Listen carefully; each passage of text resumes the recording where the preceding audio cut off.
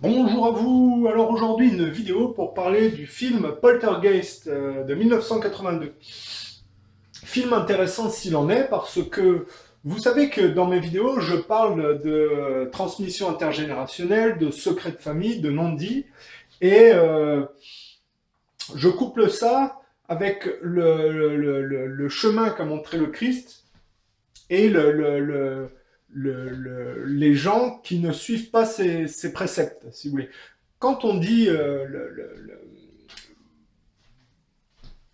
secret de famille, transmission intergénérationnelle, on parle de jeunes générations qui sont soumises dans les secrets de famille par le biais d'un travail ou d'une charge ingrate qui ne leur correspond pas et que les anciennes générations les ont fait assumer de manière inconsciente ou non dite.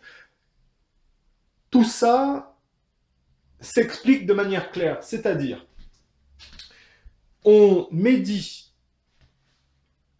par l'intermédiaire du monde matérialiste un conflit interne. Tout n'est que symbole. L'enfant n'est que la tentative d'émancipation aux anciennes générations par les parents, médit à l'enfant. Quand les parents ont trop trinqué par rapport à leur passif, ils se défaussent sur leurs enfants de cette tentative d'émancipation. Ça veut dire qu'ils font assumer, notamment par le biais d'un labeur ingrat, un travail qui n'est que la médiation de ça, leur propre échec émancipatif. Et ce qui fait que l'enfant se retrouve à assumer l'incapacité d'émancipation des parents. Alors je vais vous prendre un exemple pour que ce soit plus clair. Une infirmière, par exemple, bon, ben, elle passe son temps à nettoyer des personnes âgées, mettons. Ben, la symbolique, c'est qu'elle nettoie l'incapacité d'émancipation de ses propres parents par la médiation du travail, si vous voulez. Elle assume une charge ingrate parce que ses parents sont bloqués et n'arrivent pas à s'émanciper. C'est une symbolique.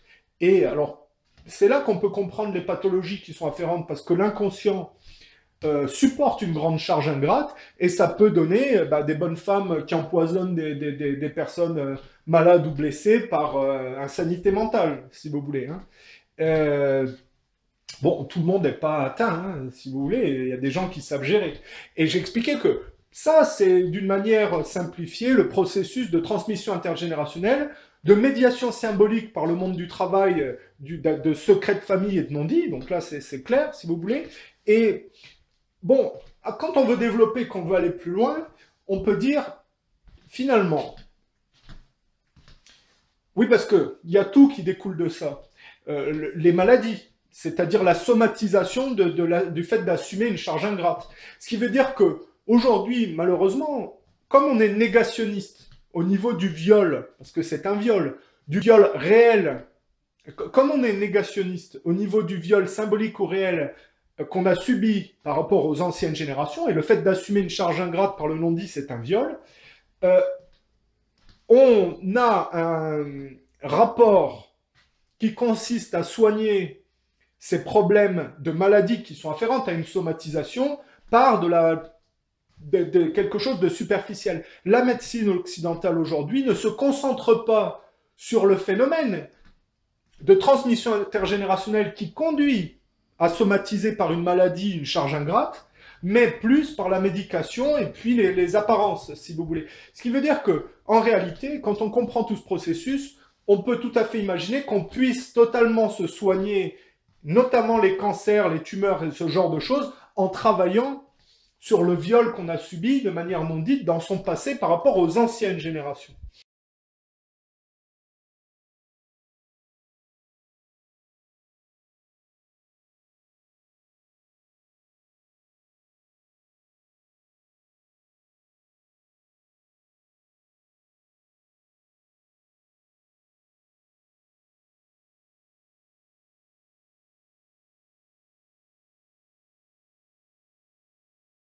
Et je dis, le Christ a apporté une carte à comment s'émanciper par la droiture.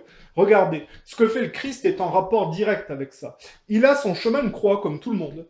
Et il n'est pas question de s'enfuir par rapport au labeur ingrat, si vous voulez. Il faut être assez costaud pour l'assumer. Mais le Christ dit, au lieu de sortir de ce rapport conflictuel intergénérationnel haineux, complexé, lâche, tricheur, tout ce que vous voulez, eh bien lui,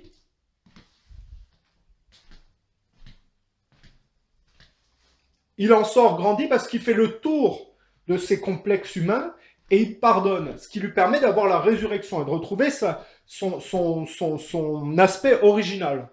Alors que les Romains laissent les Juifs choisir Barabbas, c'est-à-dire le gauchisme de voyoucratie soumis au secret de famille, c'est-à-dire les gens qui ne veulent pas s'émanciper des secrets de famille et qui préfèrent se complaire dans la voyoucratie attenant à la négation des secrets de famille et à la complaisance matérialiste afférente. C'est-à-dire, vous ne vous émancipez pas par la droiture du viol du père et de la mère, vous n'êtes pas capable de surmonter ces conflits, et donc vous êtes, si vous voulez, un peu dans la série du meurtre du père. Le rapport au père et à la mère conduit, quand on choisit Barabbas, au meurtre du père, à la voyoucratie, à la complaisance dans l'objet de compensation, à la vanité, et à tout ce qui a trait à la superficialité, c'est-à-dire à la fausse quête d'émancipation, alors qu'en fait, c'est souvent ça, les gens qui font semblant de se rebeller, alors qu'en fait, tout ce qu'ils veulent, c'est... ils font semblant, si vous voulez, et ils s'enferment dans quelque chose qui a trait à quelque chose de soumis aux anciennes générations, tout en prétendant être rebelles, et en faisant les poches là où ils peuvent, si vous voulez. Hein. Et ça a trait plus au judaïsme, hein, surtout aujourd'hui de manière contemporaine. Je ne parle pas de tous les juifs, mais le judaïsme a trait à une fausse rébellion hypocrite qui se complaît dans une haine qui n'est pas... qui est mal placée en plus, si vous voulez. C'est-à-dire, l'hypocrisie juive, dans leur rapport, quand on voit le Talmud, ça consiste à haïr tous les gens qui vont vers l'émancipation parce qu'eux en sont incapables, si vous voulez. D'où l'explication de vouloir répandre la chair des gens sur des montagnes, de monter les gens les uns contre les autres, de les diminuer, de les dégrader, si vous voulez, de les faire se manger les uns les autres. Si vous voulez, c'est le fait que les Romains, qui sont boiteux, laissent les Juifs choisir Barabbas, c'est l'explication de la plupart de ce que regroupent les sociétés dans le monde, c'est-à-dire des gens qui ne font pas l'effort christique de s'émanciper par la droiture, de pardonner et de sortir des complexes et de la haine, mais de prétendre faire semblant de s'en sortir par des méthodes en fait boiteuses. C'est-à-dire, aujourd'hui, le culte de la science est un artifice, c'est-à-dire on ne s'émancipe pas par la droiture, on prend le culte de la science qui n'est que le fait de se complaire dans l'objet de compensation, c'est-à-dire le jouet, si vous voulez. Hein, je chiale pour avoir un jouet, mais je ne comprends pas que le jouet est la médiation d'un manque d'affection qui me cantonne dans écoutez, je suis désolé de le dire comme ça, mais les gens aujourd'hui, ils préfèrent les portables, les tablettes tactiles, se complaire dans ça, si vous voulez, au lieu de s'émanciper par la droiture. C'est-à-dire qu'ils ne s'émancipent pas du père et de la mère, mais ils veulent pouvoir consommer en contrepartie, si vous voulez. Et ça a trait à quelque chose qui a à voir avec Barabbas, c'est-à-dire l'aspect romain, c'est-à-dire les empires occidentaux, qui se complaisent dans les sociétés de consommation et le culte de la science au lieu de s'émanciper par la droiture, et qui font les poches à des pays qui ont un indice de développement plus faible, c'est-à-dire qu'ils se comportent envers les pays à indice de développement plus faible comme leurs parents se sont conduits avec eux de manière subliminale, si vous voulez.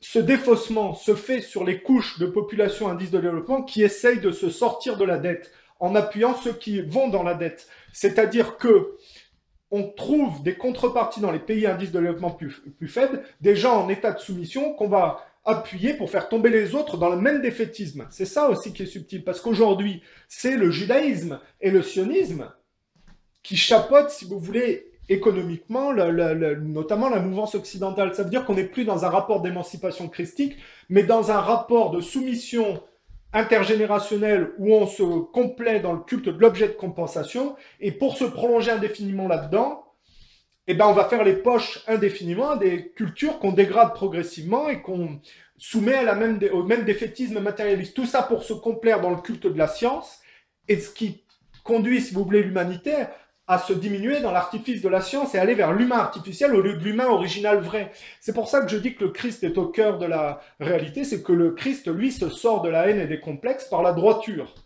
Il porte son chemin de croix, il n'est pas question de se défiler des secrets de famille, mais il faut faire le tour de ce que c'est qu'un métier, qui n'est que la médiation symbolique d'un rapport non dit intergénérationnel fait assumer de génération en génération, et s'élever, si vous voulez. Or, le judaïsme est un rapport de soumission intergénérationnelle et de culte de l'objet de compensation ou d'un matérialisme afférent à cette soumission, avec une haine pour tous ceux qui vont dans l'émancipation. Mais attention, c'est une haine qui concerne les goïms, ce que j'appelle barabassiens, c'est-à-dire sous l'aspect romain dominateur, qui préfèrent laisser le judaïsme choisir Barabbas, c'est-à-dire qu'ils ne vont pas du côté christique, si vous voulez. Hein, tous les empires, au cours du temps, c'est ça. Et alors, vous allez me dire, quel est le rapport avec Poltergeist? Alors, je vais y venir. Mais ceci dit, quand on comprend ça, on comprend toute la réalité du monde moderne, parce que si les gens se complaisent, si vous voulez, dans les secrets de famille, ils se complaisent, on va prendre une image, dans le culte du cadavre, hein, du caveau familial, si vous voulez. Parce que les secrets de famille, c'est se complaire dans l'aspect matérialiste, donc mort de l'âme, si vous voulez. Donc on peut parler de cadavres, de caveaux et de cimetières, dans ce cas, hein, si vous voulez, de ce qui a trait à l'enfer, c'est-à-dire le culte matérialiste, la gloutonnerie, l'avidité, les 7 péchés capitaux sont définis en fonction de cette incapacité d'émancipation. Gloutonnerie, aphasie. Alors là, je prends des termes anciens, c'est-à-dire la gloutonnerie, c'est-à-dire la complaisance dans le fait de manger. L'aphasie, c'est la paresse spirituelle. La vanité, se complaire dans toujours à pédaler toujours dans la même semoule, si vous voulez. L'orgueil, hein, l'ego mal placé. La colère, l'avarice, la luxure. Tout ça, c'est le fait de se complaire dans le matérialisme afférent au secret de famille, à la soumission intergénérationnelle, plutôt que de s'émanciper, si vous voulez. Or, pour se complaire dans cet état-là et se prolonger, on dégrade le monde jusqu'à aller vers l'humain artificiel. Comprenez que c'est ce qui explique qu'on est dans un monde où le pétrole domine. Parce que si vous comprenez bien ce que c'est que la transmission intergénérationnelle et la symbolique, qu'est-ce que c'est la symbolique de la famille? C'est l'arbre, la forêt. Hein, et on peut dire que par exemple, les plantes en bas des forêts, c'est un peu comme les nouvelles générations avec les anciennes, si vous voulez. Or, quelle est la base motrice énergétique de nos sociétés? C'est le pétrole, c'est-à-dire des forêts en putréfaction antidiluvienne. Le fait de se complaire dans le culte des secrets de famille fait que, au lieu de s'en émanciper, fait que les gens mettent au cœur de leur moteur énergétique le pétrole, qui n'est que le fruit de forêts antédiluviennes en putréfaction, si vous voulez, qui, par le produit du culte de la science et du moteur à explosion, ce qui est bien la symbolique du terrorisme aussi, un peu de la guerre, hein, et de l'enfermement hystérique, si vous voulez. Et ça, c'est vraiment, quand on va au cœur de l'humanité, de l'explication, de la mécanique de l'humanité, le fait de coupler le pétrole à la technologie nucléaire explique totalement les conflits qui animent nos civilisations. Parce que, on se complaît dans le culte des secrets de famille, donc le pétrole, et remarquez que le libéralisme donne le néolibéralisme et que les choses ne se sont pas arrangées. On est passé du charbon anglais au pétrole américain, c'est-à-dire la prolongation d'une superficialité consumériste globale anglo-saxonne que l'Amérique représente et qui n'en est qu'une accentuation et qui permet au judaïsme de prendre de plus en plus de poids par rapport au régime religieux résiduel. Et coupler ça aux technologies nucléaires, qu'est-ce que ça veut dire? Eh bien, la technologie nucléaire, quand on la décompose correctement, la fission nucléaire, c'est le fait de faire fracturer une molécule par d'autres pour obtenir une énergie éphémère et dégradante assez importante. Qu'est-ce que ça veut dire? Quand je dis que on va cibler des cultures pour les fissurer, piquer le pognon, piquer les ressources naturelles pour jouir dans un consumérisme, dans une société de consommation éphémère, si vous voulez, qui pollue la planète. Ça, c'est totalement la retranscription de la fission nucléaire. C'est-à-dire que, par exemple, regardez la Libye. La Libye, on a été fissuré, un pays avec un indice de développement qui était un peu moins soumis à la dette que les autres. On a été piqué le pétrole, on a été dégradé des cultures pour les faire redescendre. Et on a laissé que de la pollution et du chaos, si vous voulez. Tout ça pour se complaire dans le culte des nouvelles technologies, acquérir de nouvelles technologies, mais jamais faire de l'émancipation réelle. Donc, ce qui fait que les gens se libéralisent dans le monde artificiel, si vous voulez. Et ça, c'est l'explication pétrole nucléaire et l'incapacité de suivre les pas du Christ et à préférer choisir Barabbas, le gauchisme voyoucrate que les juifs, qui sont le bout, si vous voulez, c'est-à-dire l'incapacité d'émancipation et le fait de se complaire dans une soumission consumériste intergénérationnelle. Voilà l'explication du monde moderne et de l'humanité actuelle, si vous voulez. Là, vous avez à peu près tout. Et alors vous allez me dire, mais pourquoi, quel est le rapport avec Poltergeist, quel est le rapport avec le film de Toby Hooper et ben justement, il fallait que je définisse ça pour vous permettre d'avoir les clés de lecture pour comprendre Poltergeist. Parce que Poltergeist, c'est quoi? C'est un type qui a sa baraque sur un cimetière et on voit bien que le film parle d'une chose assez simple. On critique Reagan et puis la culture américaine qui, par de génération en génération, induisent les nouvelles dans la guerre et la mauvaise direction. Le fait que des morts, c'est-à-dire des cadavres, essayent de se saisir d'une petite blonde américaine pour continuer à se complaire dans leur folie de rapport au monde, c'est leur retranscription du fait qu'on enferme les nouvelles générations dans dans des charges ingrates induites par l'incapacité d'émancipation des anciennes générations. C'est ça dont parle Poltergeist, car dans Poltergeist, vous avez une famille qui est prise en otage dans sa propre maison par des démons, des morts, qui kidnappent la fille, la torturent, pour pouvoir se prolonger éternellement dans leur rapport au monde torturé, si vous voulez. Et on critique, si vous voulez, la télévision, de Ronald Reagan, la politique américaine, en disant que chaque génération est prise en otage par la politique américaine qui consiste à les envoyer dans la guerre, dans le consumérisme McDonald's et ce genre de choses. Et ce sont des vieux qui prennent possession des jeunes pour pouvoir éternellement, par la médiation des jeunes, se complaire dans leur rapport d'échec émancipatif au monde, si vous voulez. Donc le film Poltergeist touche juste en apparence.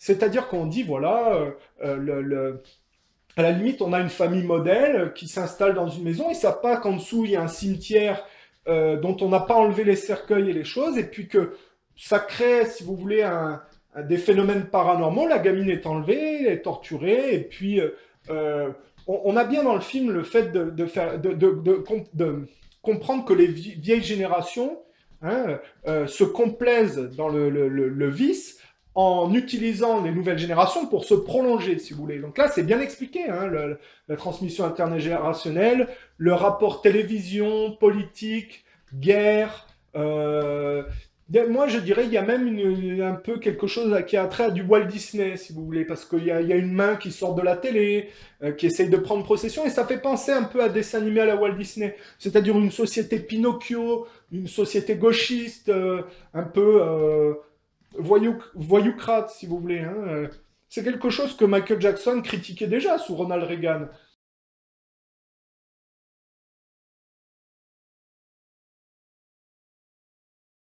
Alors, et montrer aussi la superficialité de la mer, avec quelque chose qui a trait à la sexualité, et qui, quand les gens se complaisent dans la luxure, amène à ces phénomènes aussi, c'est-à-dire au lieu de saisir la famille, l'enfant, quand on superficialise, et bien évidemment, on désagrège la famille. Donc on voit bien le passage de la fin, notamment quand la mère est dans sa baignoire, il y a tout un aspect sexuel, et c'est là que le phénomène apparaît, si vous voulez. Donc la famille s'en sort à la fin, et puis la gamine est sortie des griffes des anciennes générations, et puis ils repartent. Mais je dis que tout ça, ça n'est que de l'apparence. Pourquoi?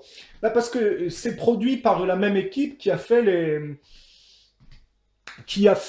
Goonies, si vous voulez. Or, Spielberg, Kennedy, tous ces gens-là, dans les Goonies, induisent les nouvelles générations dans la déportation colonialiste, si vous voulez. Donc, il y a une contradiction, c'est que la même équipe qui produit les Goonies, où on pousse les nouvelles générations à aller dans le culte colonialiste, à la sauce néocoloniale américaine, hein, regardez la vidéo que j'ai faite sur les Goonies, vous comprendrez.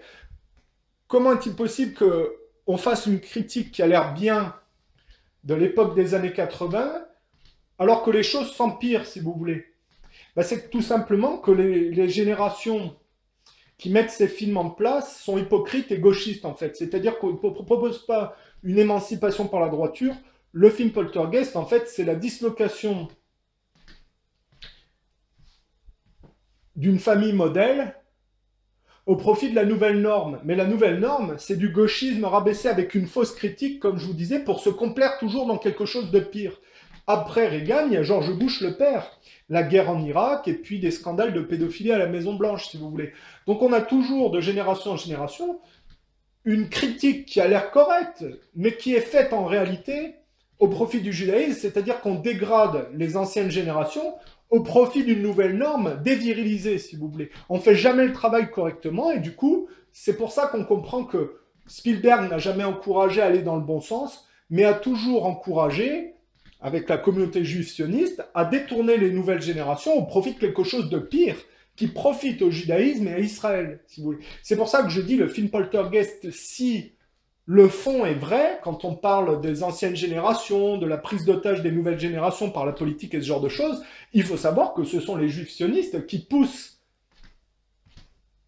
à aller, les Américains à aller dans la mauvaise direction. Donc c'est très curieux qu'on critique en apparence quelque chose qui est véritablement critiquable, si vous voulez, pour en fait faire pire, si vous voulez. C'est ça. Bah, regardez le phénomène Woodstock, on critiquait la guerre du Vietnam, mais ça a porté des trotskistes et des néoconservateurs hystériques qui ont fait pire, de manière gauchiste, si vous voulez. Bah, vous voyez, hein, Bush va faire la guerre en Irak, et le père, et Clinton fait un embargo, mais au final, c'est toujours les juifs sionistes qui les encouragent dans la mauvaise direction, en dégradant des pays religieux résiduels en état de faillite au profit du judaïsme. Donc le film de Poltergeist a quelque chose d'intéressant, mais il est hypocrite aussi, parce qu'il faut se rappeler que Toby Hooper fait croire dans ses films, Un massacre à la tronçonneuse, que c'est l'Amérique profonde qui dépaisse l'Amérique des villes, si vous voulez. Alors qu'en réalité, c'est la pédérastie sophistiquée des villes qui s'en prend à l'héritage résiduel au profit d'un monde artificiel. Et c'est là qu'on comprend que le film Poltergeist, avec Toby Hooper et puis Spielberg, c'est du gauchisme, c'est-à-dire une critique qui en apparence est correcte, mais qui est trop lâche pour faire le chemin christique, et donc qui dégrade. Ce qui explique peut-être pourquoi la petite fille blonde, dans la société réelle, est morte assez rapidement après le film.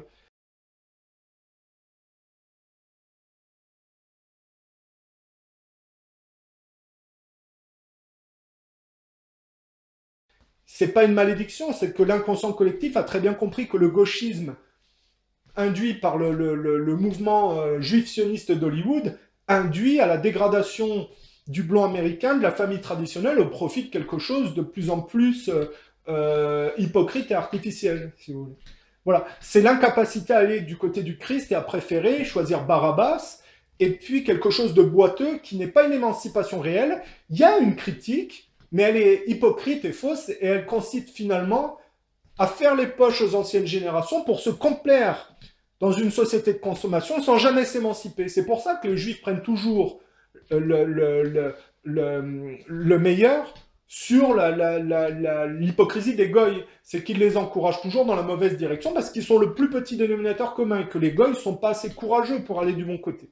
Donc là, c'était pour expliquer le phénomène Poltergeist et le film de Toby Hooper, avec l'équipe de Spielberg qui produit le film. C'est dommage parce qu'il y a quand même des thèmes très intéressants, avec le fait de construire sa maison sur un cimetière, que les gamins sont pris en otage, la superficialité de la mère, l'absence du père. Ça, c'est véritablement bien vu, si vous voulez. Il y a toujours quelque chose d'imparfait qui fait que, finalement, ça se dégrade toujours au lieu d'aller dans la bonne direction. Et ce qu'on peut dire ensuite, c'est que le phénomène des poltergeists n'est pas quelque chose de faux. C'est très rare, si vous voulez, mais ça existe. Alors, qu'est-ce que je peux vous dire? Je ne vais pas détailler, mais les phénomènes surnaturels, ça arrive parfois. C'est très très rare, mais ça existe dans toutes les cultures. c'est reporté dans toutes les cultures. Alors évidemment, 90% c'est des arnaques, hein, mais il y a quand même 10% de cas avec des gens qui sont entourés de phénomènes paranormaux. Voilà, il faut le savoir. C'est pas une question de croire ou pas au paranormal, ça existe. Il y a des phénomènes dans la nature dont on n'a pas encore fait le tour parce que ça se passe sur des plans plus subtils. Nous, on est trop matérialiste et pas assez ouvert à ça. Ça arrive parfois. Hein, c'est pas des choses qui doivent effrayer, si vous voulez. C'est juste que c'est une partie des composantes des différents états de la matière qui nous est pour le moment inaccessible parce qu'on est trop matérialiste. Mais la matière n'est pas que ce qu'on en connaît, si vous voulez. Il y a différents états et différentes étapes qui sont plus subtiles et difficilement accessibles pour les gens qui sont encore enfermés, si vous voulez, dans les apparences. Voilà. Ok, donc eh ben, écoutez, à la prochaine.